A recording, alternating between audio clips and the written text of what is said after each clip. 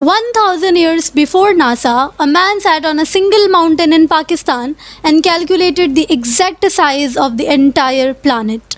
He did not have a telescope, he did not have a map as well. He just used a ruler, a shadow, and the power of a mind that saw through the curvature of the earth. And his math was so perfect that he was off by less than 1% of the modern GPS data. But here is the crazy part. You have probably never heard of his name.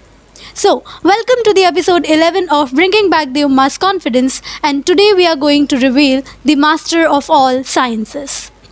This genius was a master of 6 languages and a dozen sciences.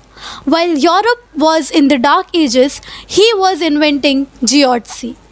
And he was the first one to realize that the earth rotates on its axis and even predicted a massive continent existed across the oceans even 500 years before the Columbus found America. He traveled into the heart of India, learned Sanskrit, and wrote the world's first scientific study of global cultures.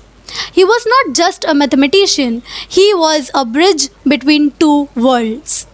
And he did not just guess, he calculated the Earth's radius at 6,335 kilometers, and modern science confirms it's 6,371 kilometers.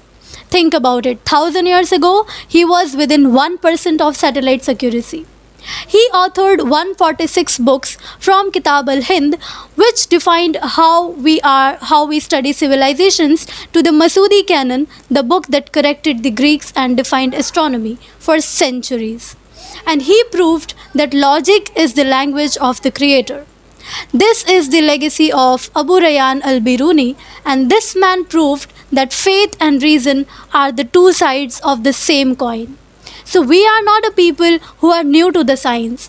We are the descendants of a man who showed us that when your mind is sharp and your soul is grounded, you can measure the stars while standing in the dust. You carry the legacy of a giant who saw the world as one connected masterpiece. So, sharpen your mind, master your craft, and reclaim the excellence.